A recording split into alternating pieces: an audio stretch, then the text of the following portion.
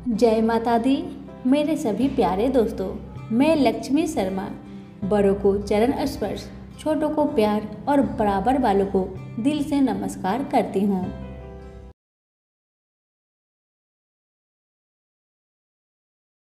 ओम नमः भगवते वासुदेवाय नमः। आज मैं आप सभी को बरुथनी एकादशी व्रत की 5 पुण्य फलदायिनी कथा सुनाने जा रही हूँ। कहते हैं कि जो भी भक्त श्रद्धा पूर्वक इन कथाओं का श्रवण करता है, उनके समस्त पापों का नाश हो जाता है। कथाओं को पूरा जरूर सुनिएगा। अगर अच्छी लगे तो लाइक करके दूसरों को शेयर जरूर करें। अब आइए सुनिए कथा। धर्मराज युधिष्ठिर बोले, हे भगवान, मैं आपको नमस्कार करता हूँ।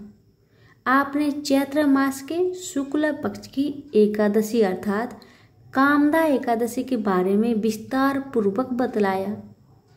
अब आप कृपा करके वैशाख कृष्ण एकादशी का क्या नाम है तथा उसकी विधि एवं महात्म्य क्या है। भगवान श्री कृष्ण ने कहा, हे राजेश्वर, वैशाख मास के कृष्ण पक्ष की एकादशी को बरुथनी एकादशी के नाम से जाना जाता है। यह सौभाग्य देने वाली, सब पापों को नष्ट करने वाली तथा अंत में मोक्ष देने वाली है। इसकी महात्म्य कथा आपसे कहता हूँ। प्राचीन काल में नर्मदा नदी के तट पर मनधाता नामक राजा राज्य करते थे। वह अत्यंत दानशील तथा तपस्वी थे।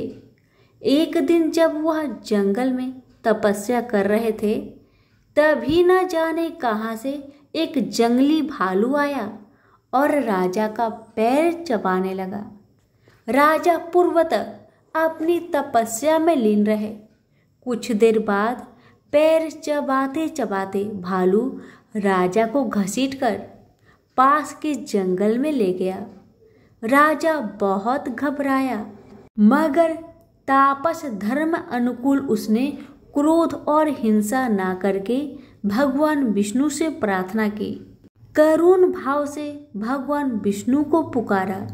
उसकी पुकार सुनकर भगवान श्री हरि विष्णु प्रकट हुए और उन्होंने चक्र से भालू को मार डाला।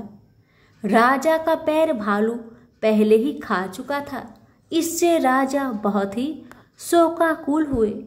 उसे दुखी देखकर भगवान विष्णु बोले, हे वत्स, शोक मत करो। तुम मथुरा जाओ और बरुथनी एकादशी का व्रत रखकर मेरी वरा अवतार मूर्ति की पूजा करो। उसके प्रभाव से पुनः सुदृढ़ अंगों वाले हो जाओगे। इस भालू ने तुम्हें जो काटा है, यह तुम्हारे पूर्व जन्म का अपराध था। भगवान की आज्ञा मानकर राजा मनधाता ने मथुरा जाकर श्रद्धा पूर्वक बरुथनी एकादशी का व्रत किया। इसके प्रभाव से राजा शीघ्र ही पुनः सुंदर और संपूर्ण अंगों वाला हो गया। इसी एकादशी के प्रभाव से राजा मनधाता स्वर्ग गए थे। जो भी व्यक्ति भय से पीड़ित है, उसे बरुथनी एकादशी का व्रत रखकर भगवान विष्णु का स्मरण करना चाहिए। इस व्रत को करने से समस्त पापों का नाश होकर मोक्ष मिलता है। तो प्रेम से बोलिए, लक्ष्मी नारायण की जय हो। हर एकादशी के दिन एकादशी की व्रत कथा सुनने के बाद 11 माता की कथा को अवश्य सुनना चाहिए। कहते हैं कि श्रद्धा पूर्वक अगर 11 माता की कथा सुना जाए, इससे विष्णु भगवान की विशेष कृपा प्राप्त होती है और मनोवांछित फल की प्राप्ति होती है। कथा। सतयुग में मूर नाम का एक दैत्य उत्पन्न हुआ। वह बड़ा बलवान और भयानक था। उस प्रचंड दैत्य ने इंद्र, आदित्य, वासु, वायु, अग्नि आदि सभी देवताओं को पराजित करके भगा दिया। तब इंद्र सहित सभी देवताओं ने भयभीत होकर भगवान शिव से सारा वृत्तांत कह सुनाया और बोले कि हे कैलाशपति, मोर दैत्य से भयभीत होकर सब देवता मृत्यु लोक में फिर रहे हैं। तब भगवान शिव ने कहा, हे देवताओं, तीनों लोकों के स्वामी, भक्तों के दुख का नाश करने वाले भगवान विष्णु के शरण में जाओ, वे ही तुम्हारे दुखों को दूर कर सकते हैं। शिव जी के ऐसे वचन सुनकर सभी देवता क्षीर सागर में पहुंचे। वहां भगवान को शयन करते देख हाथ जोड़कर उनकी स्तुति करने लगे कि हे देवताओं द्वारा स्तुति करने योग्य प्रभु, आपको बारंबार नमस्कार है। हे देवताओं की रक्षा करने वाले मधुसूदन, आपको नमस्कार है। आप हमारी रक्षा करें। दैत्यों से भयभीत होकर हम आपकी शरण में आए हैं। आप इस संसार के कर्ता, माता पिता, उत्पत्ति और पालन करता और संहार करने वाले हैं। सबको शांति प्रदान करने वाले हैं। आकाश और पाताल भी आप ही है। सबके पितामह ब्रह्मा, सूर्य, चंद्र, अग्नि, सामग्री, होम, आहुति, मंत्र, तंत्र, जप, यजमान, यज्ञ, कर्म कर्ता और भोक्ता आप ही हैं। आप सर्वव्यापक है। आपके सिवा तीनों लोकों में चर तथा अचर कुछ भी नहीं है।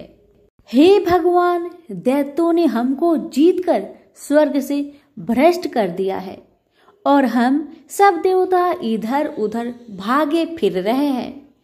आप उन दैत्यों से हम सबकी रक्षा करें। इंद्र के ऐसे वचन सुनकर भगवान विष्णु कहने लगे कि हे इंद्र, ऐसा मायावी दैत्य कौन है जिसने सब देवताओं को जीत लिया है? उसका नाम क्या है? उसमें कितना बल है और किसके आश्रय में है तथा उसका स्थान कहाँ पर है? यह सब मुझसे कहो। भगवान के ऐसे वचन सुनकर इंद्र बोले, भगवान, प्राचीन समय में एक नारी जंघ नामक राक्षस था। उसके महापराक्रमी और लोक विख्यात मूर नाम का एक पुत्र था। उसकी चंद्रावती नाम की नगरी है।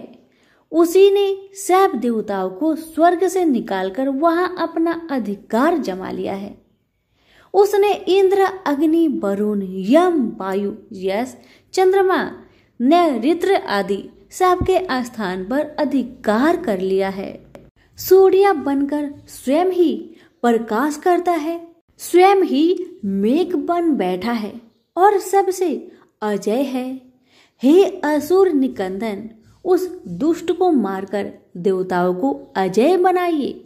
यह वचन सुनकर भगवान ने कहा, हे देवताओं, मैं शीघ्र ही उसका संहार करूंगा। तुम चंद्रावती नगरी जाओ। इस प्रकार कहकर भगवान सहित सभी देवताओं ने चंद्रावती नगरी की ओर प्रस्थान किया। उस समय जब दैत्य मूर सेना सहित युद्ध भूमि में गरज रहा था, उसकी भयानक गर्जना सुनकर सभी देवता भय के मारे चारों दिशाओं में भागने लगे। जब स्वयं भगवान रणभूमि में आए तो दैत्य उन पर भी अस्त्र शस्त्र आयुध लेकर दौड़े। भगवान ने उन्हें सर्प के समान अपने बाणों से बीध डाला। बहुत से दैत्य मारे गए, केवल मूर बचा रहा। वह अविचल भाव से भगवान के साथ युद्ध करता रहा। भगवान जो भी तीक्ष्ण बाण चलाते, वह उसके लिए पुष्प सिद्ध होता। उसका शरीर छिन्न भिन्न हो गया, किंतु वह लगातार युद्ध करता रहा। दोनों के बीच मल्ल युद्ध भी हुआ। 10,000 वर्ष तक उनका युद्ध चलता रहा, किंतु मूर नहीं हारा। थक कर भगवान बद्रिका आश्रम चले गए। वहां हेमवती नामक सुंदर गुफा थी। उसमें विश्राम करने के लिए भगवान उसके अंदर प्रवेश कर गए। यह गुफा 12 योजन लंबी थी और उसका एक ही द्वार था। विष्णु भगवान वहां योग निद्रा की गोद में सो गए। मूर भी पीछे पीछे वहां तक आ गया। और भगवान को सोया देखकर मारने को उद्धत हुआ। तभी भगवान के शरीर से उज्जवल कांतिमयी रूप वाली देवी प्रकट हुई। देवी ने राक्षस मूर को ललकार कर युद्ध किया और उसे तत्काल मौत के घाट उतार दिया। श्री हरि जब योग निद्रा की गोद से उठे तो सब बातों को जानकर उस देवी से कहा कि आपका जन्म एकादशी के दिन हुआ है, अतः आप 11 माता के नाम से पूजी जाएंगी और आपके भक्त वही होंगे जो मेरे भक्त होंगे। और हर एकादशी के दिन जो भी भक्त मेरी पूजा के साथ साथ आपकी भी पूजा करेगा और कथा को श्रद्धा पूर्वक श्रवण करेगा, उसके सारे दुख तकलीफ समाप्त हो जाएगी। सभी प्रेम से बोलिए विष्णु भगवान की जय हो, 11 माता की जय हो। पौराणिक कथा के अनुसार एक नगर में सेठ सेठानी रहते थे। सेठानी रोजाना भगवान श्री हरि की पूजा भक्ति भाव से किया करती, लेकिन सेठानी का पूजा करना उसके पति को बिल्कुल पसंद नहीं था। इस कारण एक दिन सेठ ने उसे घर से निकाल दिया। सेठानी घर से निकलकर जंगल की ओर चल दी।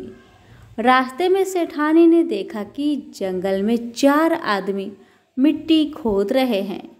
ये देखकर सेठानी ने उनसे बोला कि आप लोग मुझे किसी काम पर रख लो। सेठानी के कहने पर उन्होंने सेठानी को नौकरी पर रख लिया, लेकिन सेठानी बहुत कोमल थी, इस वजह से उसके हाथ पर छाले पड़ गए। यह देख 4 आदमी ने सेठानी से काम छोड़ने की बात कही। उन्होंने कहा कि इसकी जगह तुम हमारे घर का काम कर दो। सेठानी के मान जाने पर वे उसे अपने घर ले गए। वहां वे 4 आदमी 4 मुट्ठी चावल लाते और उसे बांटकर खा लेते। ये देख सेठानी को बहुत बुरा लगता। इसे देख सेठानी ने उन 4 आदमी को 8 मुट्ठी चावल लाने को कहा। सेठानी की बात मानकर 4 आदमी 8 मुट्ठी चावल लाए। इन चावल का सेठानी ने भोजन बनाया और भगवान विष्णु को भोग लगाकर सभी आदमियों को परोस दिया। इस बार 4 आदमियों को भोजन बहुत ही स्वादिष्ट लगा और सेठानी से खाने की तारीफ करते हुए इसका राज पूछा। तो सेठानी ने कहा कि ये भोजन भगवान विष्णु का जूठा है, इसी वजह से ये बहुत स्वादिष्ट लग रहा है। उधर सेठानी के जाने के बाद सेठ भूखा रहने लगा। आसपास के लोग उसे ताने मारने लगे कि ये पत्नी के वजह से ही खा रहा था। लोगों की बातें सुनकर सेठ सेठानी को जंगल में देखने निकल गया। रास्ते में उसे वही 4 आदमी मिट्टी खोदते हुए दिखाई दिए। सेठ ने उन्हें कहा, तुम मुझे काम पर रख लो। तब 4 आदमी ने उसे भी काम पर रख लिया, लेकिन सेठानी की तरह मिट्टी खोदने से सेठ के हाथों में छाले पड़ गए। ये देखकर उन्होंने सेठ को भी घर का काम करने की सलाह दी। सेठ भी उनकी बात मानकर उनके घर चल दिया। घर पहुंचकर सेठ ने सेठानी को पहचान लिया, लेकिन सेठानी घूंघट में होने के कारण सेठ को पहचान नहीं पाई। हर दिन की तरह इस बार भी सेठानी ने भगवान श्री हरि विष्णु को भोग लगाकर सभी को खाना परोस दिया। लेकिन जैसे ही सेठानी सेठ को खाना परोसने लगी तो भगवान विष्णु ने सेठानी का हाथ पकड़ लिया और कहा कि ये तुम क्या कर रही हो।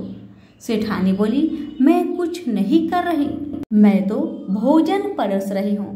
4 भाइयों ने सेठानी से कहा कि हमें भी भगवान विष्णु के दर्शन कराओ।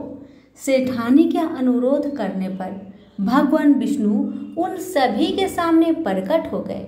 यह देख सेठ ने सेठानी से क्षमा मांगी और उसे हाथ पकड़कर घर चलने को कहा। तब 4 भाइयों ने बहन को बहुत सारा धन देकर विदा किया। तब से सेठ भी भगवान विष्णु का भक्त बन गया और पूरी श्रद्धा से उनकी पूजा करने लगा। इससे उनके घर में फिर से धन की बरसात होने लगी। माँ भगवती को मानने वाले में से एक राजा अस्पर्श भी थे। वो दिन रात उनकी पूजा अर्चना में लीन रहते थे। राजा को किसी चीज की कमी न थी, बस उन्हें बच्चे की ख्वाहिश थी। सालों से बच्चा न होने के कारण राजा कुछ निराश रहा करते थे। एक दिन राजा की भक्ति से खुश होकर माँ भगवती ने सपने में आकर उसे 2 बेटी होने का वरदान दिया। आशीर्वाद मिलने के कुछ समय बाद राजा के घर एक बेटी पैदा हुई। बेटी पैदा होने की खुशी में राजा ने सबको दावत दी और बेटी की कुंडली बनवाने के लिए पंडितों को बुलवाया। सबने राजा से एक ही बात कही कि यह साक्षात देवी का रूप है। जहाँ भी इसके कदम पड़ेंगे वहाँ खुशियाँ ही खुशियाँ होगी। यह भगवती देवी की भक्तन होगी। इतना सब कहकर पंडितों ने लड़की का नाम तारा रख दिया। कुछ समय के बाद मंगलवार के दिन राजा के घर एक और बेटी पैदा हुई। ज्योतिषों ने उसकी भी कुंडली बनवाई और उदास हो गए।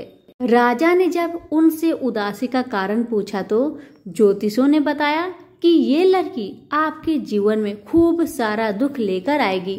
राजा ने ज्योतिषों से पूछा कि आखिर मैंने ऐसा कौन सा खराब कर्म किए थे कि इसने मेरे घर में जन्म लिया है। ज्योतिषों ने बताया कि आपकी दोनों बेटियां राजा इंद्र की अप्सराएं हुआ करती थी। इनमें से बड़ी बहन का नाम तारा और छोटी का रुकमन था। एक दिन ये दोनों मिलकर धरती की सैर करने के लिए गई। दोनों ने ही वहां पहुंचकर एकादशी के दिन का व्रत रखा। तारा ने अपनी छोटी बहन से कहा कि आज एकादशी का व्रत है, इसलिए बाजार जाकर कुछ ताजे फल ले आओ, लेकिन वहां कुछ खाना मत। रुकमन बाजार फल लेने के लिए चली गई। वहां उसे मछली के पकौड़े दिखे। उसने झट से उन्हें खा लिया और अपनी दीदी के लिए कुछ फल ले लिए। रुकमन से तारा ने पूछा कि तुम अपने लिए फल क्यों नहीं लाई। उसने जवाब दिया कि वो मछली के पकौड़े खाकर आई है। तारा ने गुस्से में कहा कि तुम पापिन हो, एकादशी के दिन तुमने मछली खा ली। ऐसे खराब कर्म के लिए मैं तुम्हें छिपकली बनने का श्राप देती हूँ। अब उसी जंगल में तारा की बहन छिपकली बनकर रहने लगी। वहाँ एक जाने माने ऋषि गुरु गोरख भी अपने कुछ शिष्यों के साथ रहते थे। उनके शिष्यों में से एक बहुत ही घमंडी था। अपने घमंड के चलते वो शिष्य कमंडल में पानी भरकर एकांत में बैठकर तपस्या करने लगा। तभी एक प्यासी गाय वहां आ गई। उसने सीधे अपना मुख उस कमंडल में डाला और पानी पी लिया। पानी पीने के बाद जैसे ही गाय अपना मुख बाहर को निकालने लगी तो कमंडल नीचे गिर गया और ऋषि का ध्यान भंग हो गया। ऋषि ने देखा कि गाय पानी पी गई है। अब गुस्से में ऋषि ने गाय को एक चिमटे से बुरी तरह घायल कर दिया। इस बात की जानकारी जब गुरु गोरख को पड़ी तो वे तुरंत गाय को देखने के लिए गए। जैसे ही उन्होंने गाय की हालत देखी वैसे ही अपने उस घमंडी शिष्य को आश्रम से बाहर निकाल दिया। कुछ दिनों के बाद गौ माता पर किए गए उस अत्याचार से होने वाले पाप को कम करने के लिए उन्होंने एक यज्ञ करवाया। इस यज्ञ के बारे में गाय को चिमटे से मारने वाले घमंडी शिष्य को भी पता चला। वे सीधे पक्षी का रूप धारण करके यज्ञ स्थल पर गया और भोजन में अपनी चोंच से मरा हुआ सांप डाल दिया। किसी को इस बात की खबर नहीं हुई। ये सब होते हुए तारा से श्राप मिलने वाली छिपकली रुकमन देख रही थी। उसके मन में हुआ कि इसे खाकर सारे लोग मर जाएंगे। सबकी जान बचाने के लिए छिपकली बनी। रुकमन सभी लोगों के सामने भोजन पर गिर गई। लोगों ने छिपकली को खूब कोसा और बर्तन को खाली करने लगे। उस वक्त भंडारा करने वाले को खाने में मरा हुआ सांप भी दिखा। तब कहीं जाकर सबको समझ आया कि छिपकली सबकी जान बचाने के लिए जानबूझकर भोजन में गिरी थी। एक छिपकली होने के बावजूद भी इतने अच्छे विचार होने की वजह से यज्ञ में मौजूद सारे महत्वपूर्ण लोगों ने कहा कि हमें इस छिपकली की मुक्ति के लिए प्रार्थना करनी चाहिए। पंडित ने आगे बताया कि सबकी प्रार्थना से ही वो छिपकली तीसरे जन्म से आप जैसी प्रतापी राजा के घर बेटी के रूप में पैदा हुई है। वही तारा ने दूसरे जन्म में तारामती के रूप में लिया और अयोध्या के राजा हरिश्चंद्र से शादी की। राजा से ज्योतिषों ने जैसा बताया ठीक वैसा ही किया। नदी में सोना चांदी जरा हुआ संदूक देखकर काशी के पास से एक भंगी ने उसे बाहर निकाल लिया। उसके कोई बच्चे नहीं थे, इसलिए उसने संदूक के अंदर की लड़की को पालने का फैसला लिया। उसे भंगी व उसकी पत्नी ने खूब प्यार से पाला और रुक्को नाम रख दिया। बड़ी होते ही दोनों ने रुक्को की शादी करवा दी। रुक्को की सासू माँ तारामती और राजा हरिश्चंद्र के महल में साफ सफाई करने का काम किया करते थे। कुछ दिनों के बाद रुक्को की सासू माँ बीमार हो गई। उनकी जगह रुक्को वहां काम करने लगी। तारामती ने उसे देखा और पुराने जन्म के पुण्य के कारण पहचान लिया और उसे कहा कि तुम मेरे साथ बैठ जाओ। रुक्को ने बोला कि मैं तो भंगिन हूँ, इसलिए आपके पास नहीं बैठ सकती। तब तारामती ने उसे बताया कि तुम पूर्व जन्म में मेरी ही बहन थी। तुमने एकादशी के व्रत के दिन मछली खा ली थी और मैंने तुम्हें दंड देते हुए छिपकली बना दिया। अब तुम्हें दोबारा मनुष्य जन्म मिला है, तो इस जन्म में माँ वैष्णो की पूजा करके पुण्य कमा लो। माँ की पूजा से तुम्हारी सारी इच्छाएं भी पूरी होगी। तारामती की इस बात को सुनने के बाद रुक्को माँ वैष्णो से एक बेटे के लिए प्रार्थना करती थी और कहती है कि अगर उनकी मनोकामना पूरी हुई तो वो अपने घर में माँ वैष्णो देवी का पूजन और जागरण कराएगी। माँ वैष्णो देवी उसकी प्रार्थना सुन लेती है और उसे बेटा होता है।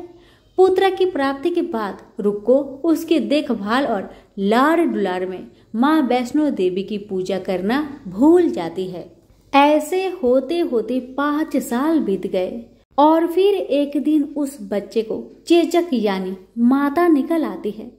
बच्चे की ऐसी स्थिति देखकर परेशान रुक्को अपने पिछले जन्म की बहन तारामती के घर जाकर उन्हें इस समस्या के बारे में बताती है। तब तारामती ने पूछा कि तुमने माँ वैष्णो देवी की पूजा अर्चना में कोई गलती तो नहीं की? फिर रुक्को को याद आता है कि उसने माँ वैष्णो देवी का जागरण कराने का प्रण लिया था। ये बात याद आते ही रुक्को को काफी पछतावा हुआ और मन में माँ से कहा कि बच्चे के ठीक होते ही वो अपने घर में जागरण कराएगी। अगले ही दिन उसका बेटा पूरी तरह ठीक हो जाता है। तभी रुक्को ने माता रानी के मंदिर जाकर पुजारियों को कहा कि मंगलवार के दिन घर में जागरण करवा दीजिए। रुक्को की बात सुनकर पंडित कहते हैं कि तुम यही 5 रुपए दे दो, तुम्हारे लिए हम मंदिर में ही जागरण करा देंगे।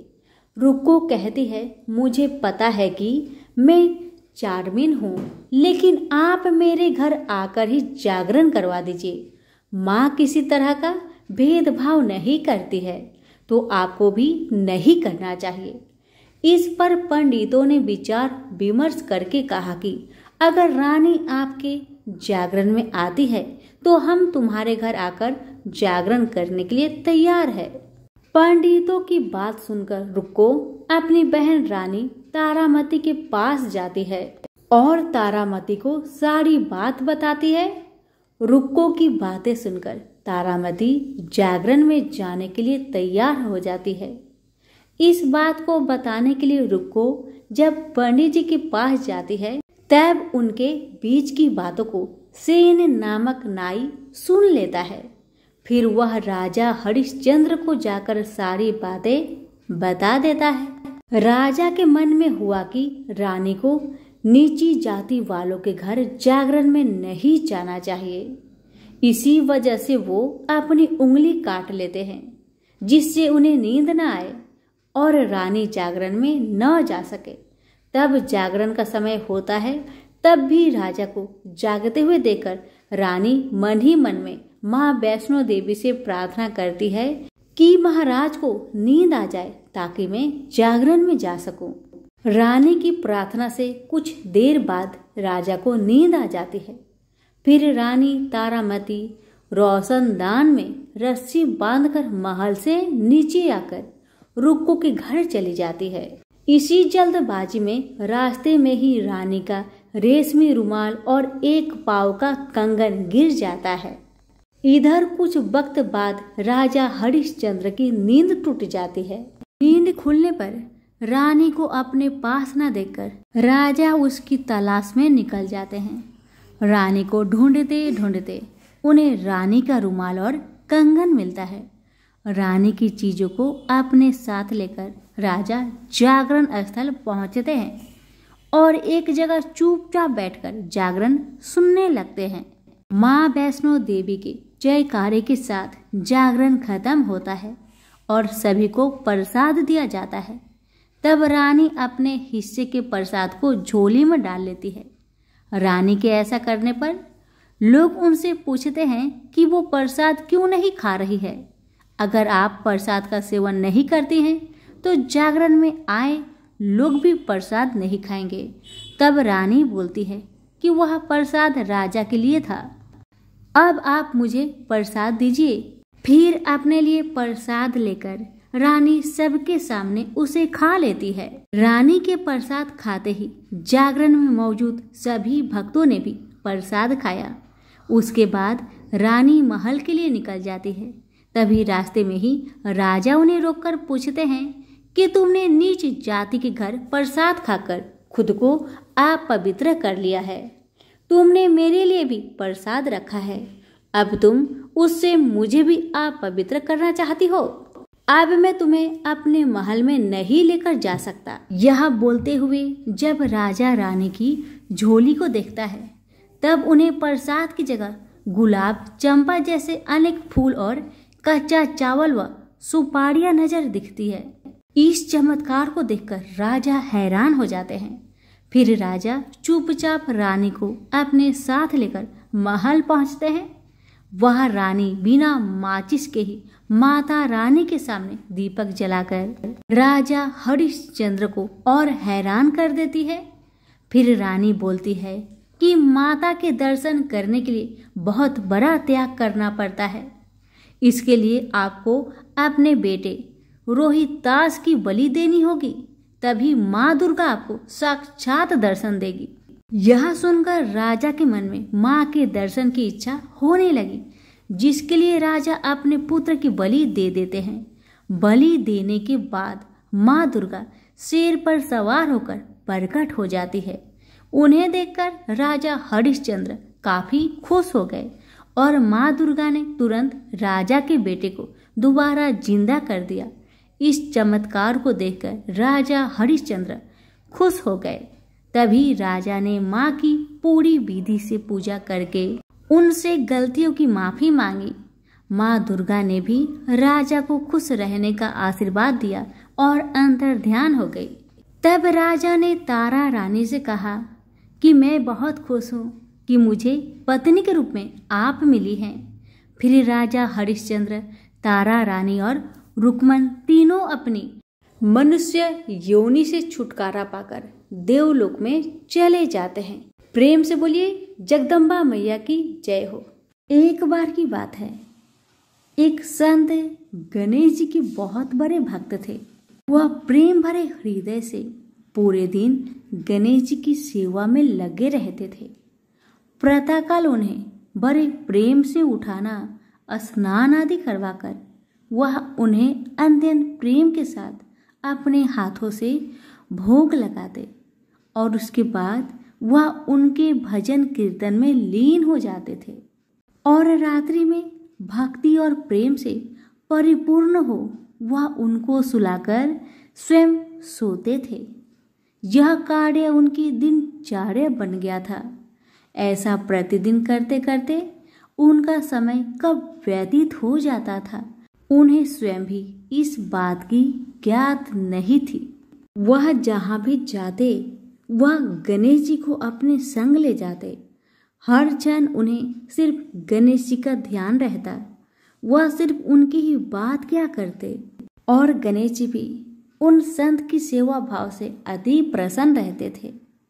वो कहते हैं न कि भगवान को सिर्फ भक्त का प्रेम भरा हृदय चाहिए और कुछ भी नहीं। यह बात इस कहानी से सिद्ध हो जाती है कि भगवान को सिर्फ प्रेम और भक्ति की शक्ति से ही बस में किया जा सकता है। एक बार वह संत कुछ अन्य संतों के साथ ट्रेन की यात्रा कर रहे थे। वह संत अपने साथ गणेश जी को भी अपनी यात्रा में ले आए और अपनी साथ वाली सीट पर उन्हें विराजमान कर उनको प्रणाम किया। अब उन संत ने अन्य संतों के साथ मिलकर प्रभु की भक्ति में ओल प्रेत होकर प्रभु का भजन कीर्तन आरंभ कर दिए। गणेश भजन और कीर्तन की समाप्ति के पश्चात वह सभी संत प्रभु भक्ति की चर्चा में लीन हो गए और कब उनकी मंजिल आ गई उन्हें पता भी नहीं चला। सभी संत एक साथ ट्रेन से नीचे उतरकर स्टेशन से बाहर आ गए और आश्रम पहुंच गए। आश्रम में पहुंचकर जब उन संत का भोजन का समय हुआ तो उन संत ने सोचा कि गणेश जी के भोग का समय भी हो चुका होगा। बिना गणेश जी को भोग लगाए मैं भोजन कैसे ग्रहण कर सकता हूँ? और गणेश जी को भोग लगाने के लिए भोग की तैयारी करने लगे। किंतु यह क्या, जब वह संत भोग लगाने के लिए गणेश जी को अपने बक्से में से निकालने लगे तो गणेश जी तो वहां पर विराजमान थे ही नहीं। यह दृश्य देखकर संत को बहुत आघात लगा। वह अपने चारों तरफ गणेश जी को ढूंढने लगे किंतु गणेश जी नहीं मिले। वह संत निराश हो गए। अब उन्होंने अपनी व्यवस्था अन्य संतों से ही कही तो सभी संत मिलकर पूरे आश्रम में गणेश जी को ढूंढने लगे किंतु गणेश जी कहीं नहीं मिले। अब वह संत और ज्यादा निराश होने लगे। वह सोचने लगे कि बिना गणेश जी की मैं क्या करूंगा। यह बात सोचते सोचते उनके नेत्रों से अश्रु की धारा बहने लगी। यह देख अन्य संत उन सज्जन संत को समझाने लगे कि कोई बात नहीं, यदि आपके गणेश जी नहीं मिल रहे हैं तो हम आपको दूसरा गणेश जी लाकर दे देंगे, किंतु आप अपना मन हल्का मत करिए। किंतु वह संत नहीं माने। वह लगातार रोए जा रहे थे और यही कह रहे थे कि मुझे तो अपनी वही गणेश जी चाहिए जिनसे मैं रोज प्यार दुलार करता था। उनके अलावा अन्य कोई नहीं चाहिए। उन्होंने अन्न और जल भी ग्रहण नहीं किया। ऐसा करते करते 4-5 घंटे बीत गए। इधर गणेश जी कहीं नहीं मिल रहे थे और उधर संत जी की तबीयत रो रो कर खराब होती जा रही थी। फिर अचानक एकाएक उन्हें याद आया कि आखिरी बार उन्होंने गणेश जी को ट्रेन में बैठाया था और प्रभु भक्ति की चर्चा में लीन हो वो कब बगैर गणेश जी को लिए आश्रम पहुंच गए उन्हें पता ही नहीं चला। यह बात सुनते ही समस्त संतों ने उस सज्जन संत से कहा कि अब तो 4-5 घंटे बीत गए, वह ट्रेन बहुत दूर चली गई होगी। यह बात सुनकर सज्जन संत ने अन्य सभी संतों से कहा कि मुझसे गलती हो गई कि मैं बगैर अपने गणेश जी को लिए ट्रेन से उतरकर आश्रम पहुंच आया, किंतु मेरे गणेश जी मुझे छोड़कर कहीं नहीं जाएंगे। मुझे पूर्ण विश्वास है कि गणेश जी मेरी वहीं पर प्रतीक्षा कर रहे होंगे। एक भक्त का अपने प्रभु के प्रति ऐसा आत्मविश्वास देखकर वहां उपस्थित सभी संत उन सज्जन संत को साथ लेकर स्टेशन की ओर चल दिए। स्टेशन पहुंचकर संतों ने स्टेशन मास्टर को अपनी सारी कहानी सुनाई। यह बात सुनकर स्टेशन मास्टर ने संतों से कहा कि एक ट्रेन पिछले 4-5 घंटे से स्टेशन पर ही खड़ी है। हम सभी बहुत परेशान हैं कि बिना किसी तकनीकी समस्या के वह ट्रेन आगे क्यों नहीं बढ़ रही है। स्टेशन मास्टर की इन बातों को सुनकर संतों को समझने में तनिक भी देर ना लगी कि यह सब तो उस लीलाधर की है। ये तो गणेश महाराज की ही लीला है। और वह मुस्कुराते हुए अपने ठाकुर को लेने चल दिए। ट्रेन की बोगी में पहुंचकर जब उन संत ने ठाकुर जी को देखा तो ऐसा लगा मानो जैसे वह एक बच्चे की भांति बैठकर अपने पिता का इंतजार कर रहा हो कि कब उसके पिता आएंगे और उसे ले जाएंगे। तब उन संतों ने गणेश जी को प्रणाम कर और क्षमा याचना करते हुए गणेश जी को ट्रेन से नीचे उतार ले गए। अंत में यह दृश्य देखकर सभी हैरान रह गए। जब वह संत अपने गणेश जी को लेकर जैसे ही ट्रेन से नीचे उतरे वैसे ही वह ट्रेन भी चल दी, जो बिना किसी तकनीकी समस्या के स्टेशन पर पिछले 4-5 घंटे से खड़ी थी। वहां खड़े सभी स्वजन पुरुषों ने भक्ति की शक्ति का यह दृश्य देखकर सभी ने गणेश जी के चरणों में सत सत प्रणाम किया और आश्रम की ओर चल दिए। सभी प्रेम से बोले गणेश महाराज की जय हो। कथा अच्छी लगे तो दूसरों को शेयर करना बिल्कुल ना भूले और हमारे चैनल को सब्सक्राइब भी कर ले। अब जानिए बड़ोथनी एकादशी व्रत का पारण का समय। बड़ोथनी एकादशी व्रत का पारण 17 अप्रैल 2023 को प्रातःकाल 5:54 से 8:29 के बीच किया जाएगा।